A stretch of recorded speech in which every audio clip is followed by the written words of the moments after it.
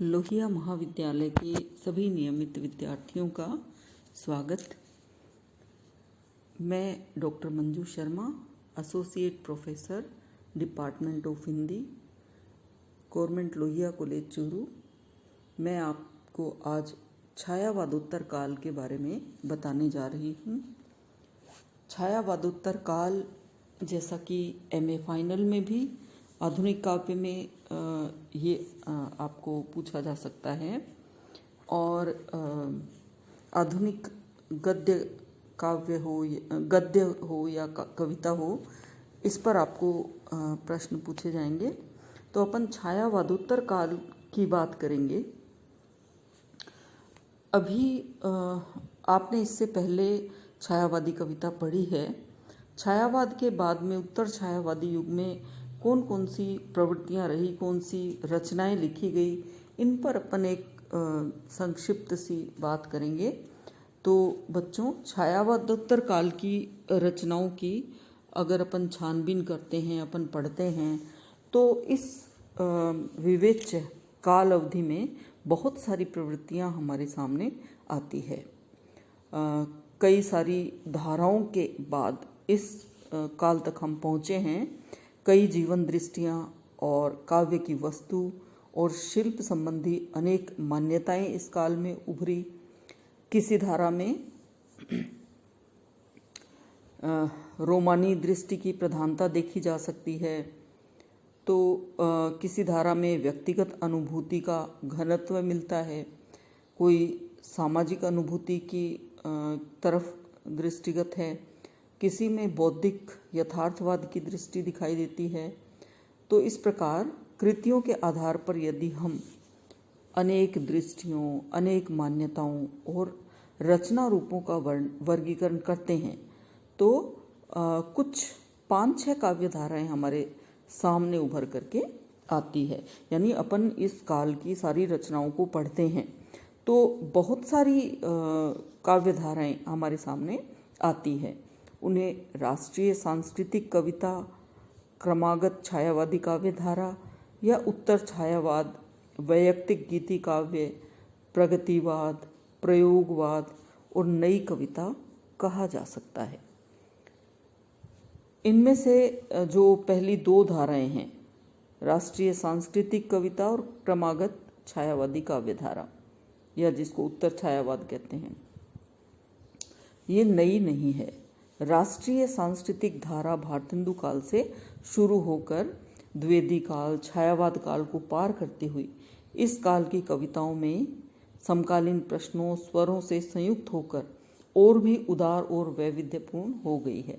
जैसा कि आप जानते हैं, कोई भी प्रवृत्ति किसी साहित्यिक विधा में या किसी धारा में आती है तो वो वहीं खत्म नहीं हो जाती है। अगर कोई प्रवृत्ति किसी काल विशेष में उभरती है तो वो आगे जाकर के अपना स्वरूप भी बदल सकती है। पूर्णतः लुप्त तो न श्रृंगार हुआ है, न वीर रस हुआ है, और देशभक्ति की जो कविता आधुनिक काल में शुरू हुई भारतेंदु युग से, वो आज तक भी अपना रूप बदल करके देश, काल और परिस्थितियों के हिसाब से वो आगे बढ़ती जाती है और ये विविधता उसमें आ जाती है। आप जानते ही हैं कि आज भी श्रृंगार की कविता भी होती है, देशभक्ति की भी होती है। तो छायावादी काव्य धारा छायावादी काल में अपना पूर्ण उत्कर्ष प्राप्त कर चुकी थी और परंपरा के निर्वाह की तरह से ये लग रही थी। ऐसे लग रहा था जैसे सारे कवि मिलके प्रकृति, प्रेम और सौंदर्य, लव, नेचर एंड ब्यूटी की बात कर रहे हैं। और शेष धाराएं प्रस्तुत काल, ये जो छायावादोत्तर काल है, इसकी ही उपज है। वे अपने अपने ढंग से ऐतिहासिक अनिवार्यता के गर्भ से फूटी हैं। तो प्रस्तुत युग में कुछ ऐसी कृतियां भी हैं जिनमें एक ही साथ कई धाराएं दिखाई पड़ती हैं। यानी जो अगर अपन बात उत्तर छायावादी युग की करते हैं तो कविता में बहुत कृतियों में अनेक प्रकार की विशेषताएं, धाराएं देखने को मिलती है। इन्हें भले ही किसी एक वर्ग में न रखा जा सके, किंतु ये इस बीच उभरने वाली एक से अधिक काव्य धारा किसी धारा या प्रवृत्ति का स्वरूप निर्धारित करती है।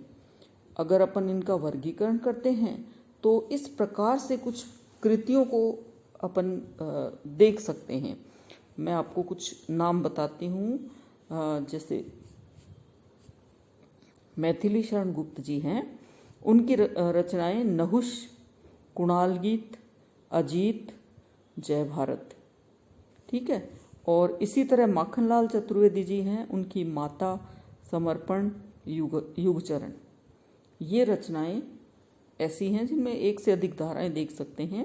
बालकृष्ण शर्मा नवीन की अपलक, क्वासी, विनोबा स्तवन, हम विषपाई जन्म के, और इसी प्रकार सियाराम शरण गुप्त की बात करें तो नकुल, नोआखाली, जय हिंद, आत्मोत्सर्ग, उन्मुक्त, गोपिका, ये रचनाएं देखी जा सकती है। इसी प्रकार अगर अपन महाकवि दिनकर की बात करते हैं तो उनकी रचनाएं हुंकार, द्वंद्व गीत, कुरुक्षेत्र, इतिहास के आंसू, रश्मि रथी, धूप और धुआं, दिल्ली, इन रचनाओं को इस श्रेणी में रख सकते हैं। इसी प्रकार सोहनलाल द्विवेदी जी की कुछ रचनाएं हैं, जैसे वासवदत्ता, भैरवी, कुणाल, चित्रा, युगधार, इनको अपन इस श्रेणी में रख सकते हैं जिनमें बहुत सारी धाराएं शामिल होती है। ये मैं आपको कुछ प्रमुख कवियों के बारे में ही बता रही हूँ, कुछ छोड़ रही हूँ क्योंकि आपको इतना याद भी नहीं रहेगा, बहुत सारे हैं। जैसे उदय शंकर भट्ट का नाम अपन ले सकते हैं, जिनकी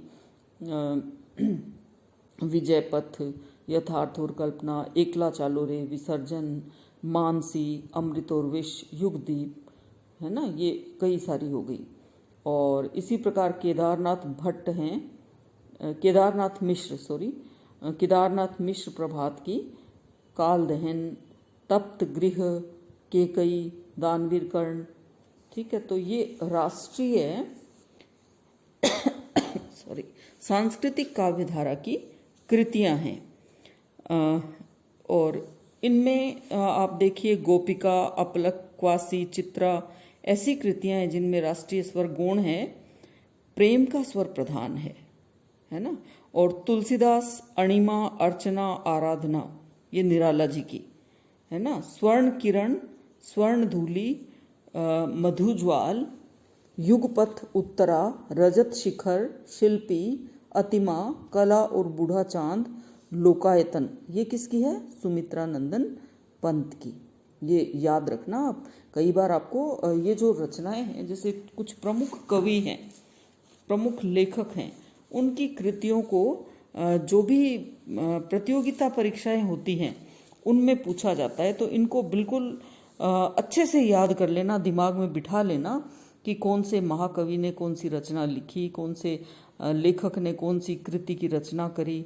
तो ये कुछ एक तो याद ही रखना, जैसे महादेवी वर्मा, इनकी इस श्रेणी की कौन सी है? दीपशिखा।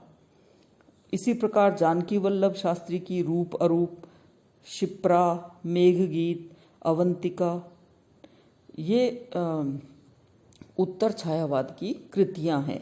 आपको पूछ सकते हैं कभी भी कि उत्तर छायावादी कृतियों का नाम लिखिए, तो अपने पास ये नाम हो गए। और अणिमा में कुछ कविताएं राष्ट्रीय और सांस्कृतिक व्यक्तित्वों पर भी देखी जा सकती है। पंत जी की इस काल की सभी उत्तर छायावादी कृतियों में सांस्कृतिक स्वर सुनाई पड़ता है। भौतिकवाद और आध्यात्मवाद के समन्वय की एक बेचैनी इनमें बराबर परिलक्षित होती है।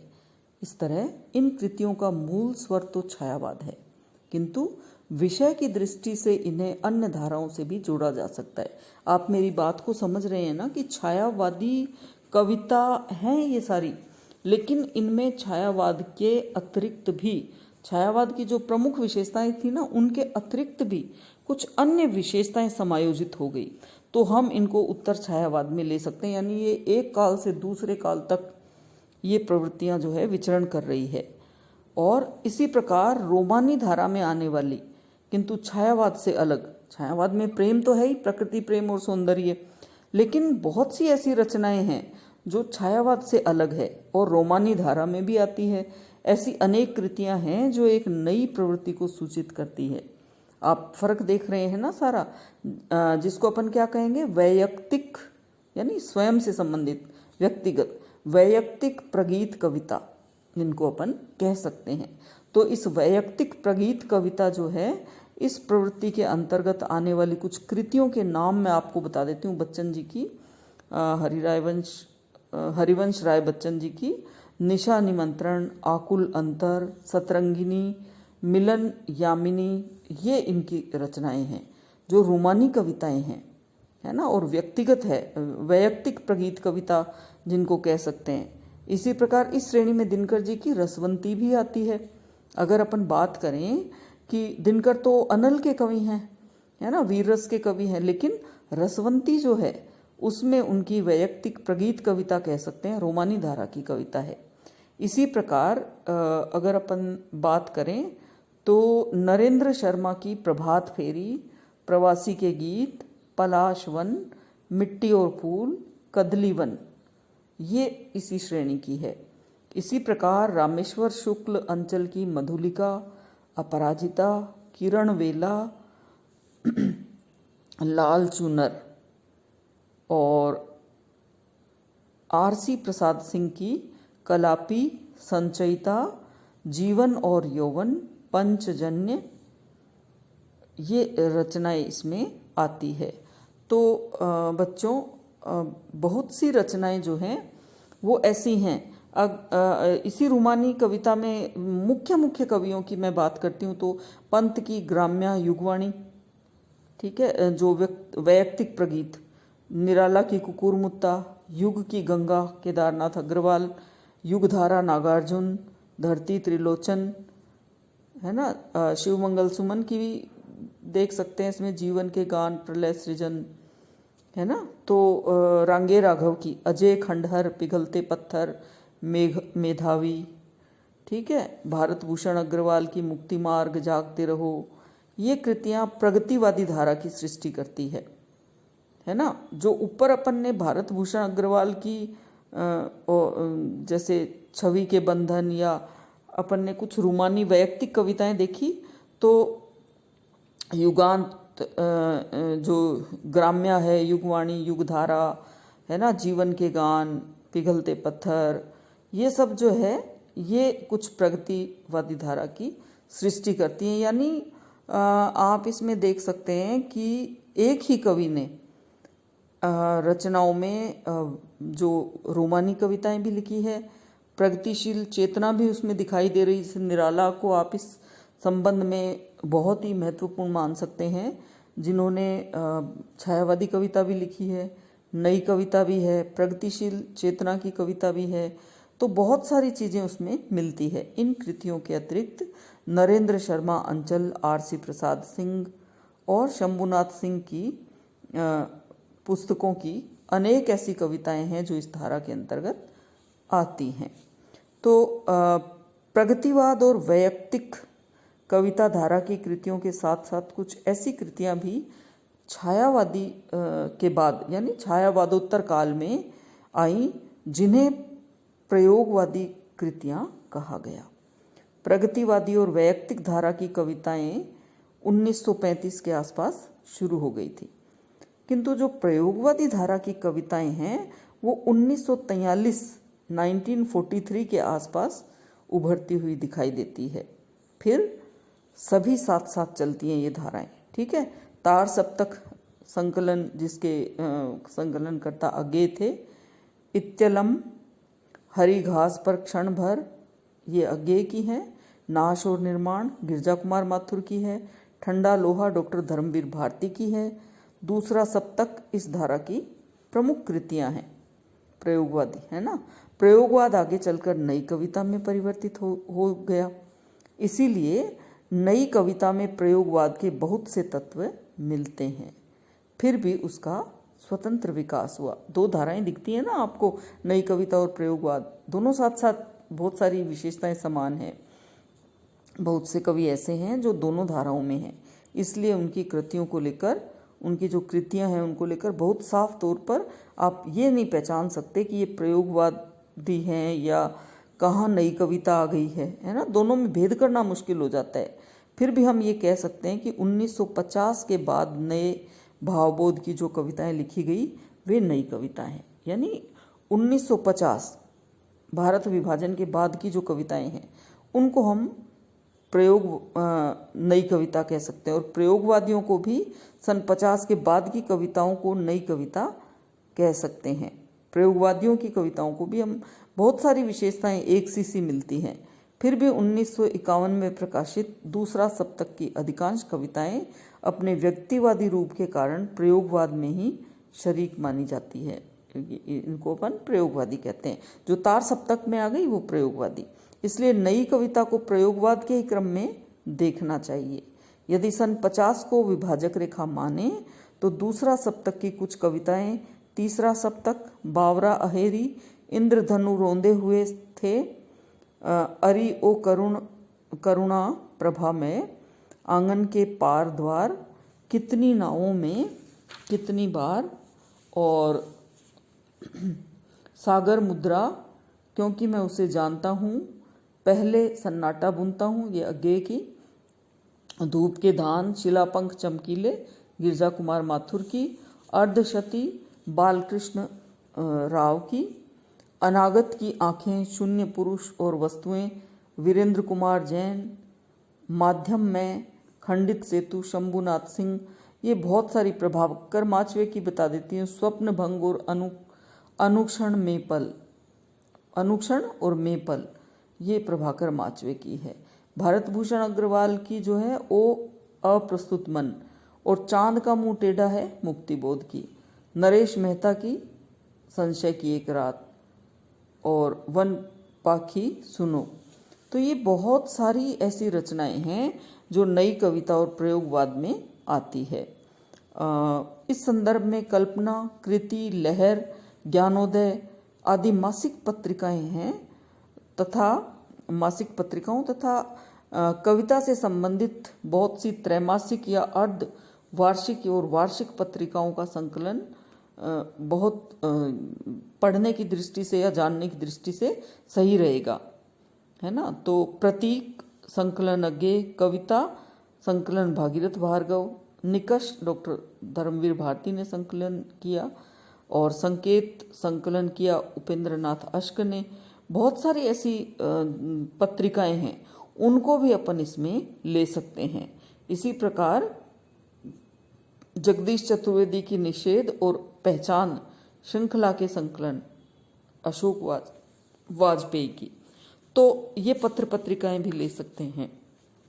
मोटे तौर पर छायावाद उत्तरकाल जो है उसके अंदर आपको एक ही कविता में बहुत सारी धाराएं दिखाई देती है, और जैसा कि अपन ने देखा अंत में जाकर के तो प्रयोगवाद और नई कविता एक से होने लग गए।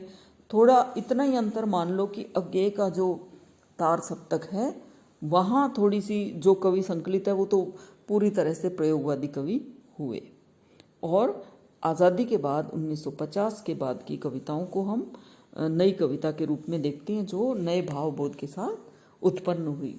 तो बच्चों, छायावाद उत्तर काल पर आज अपन ने चर्चा की।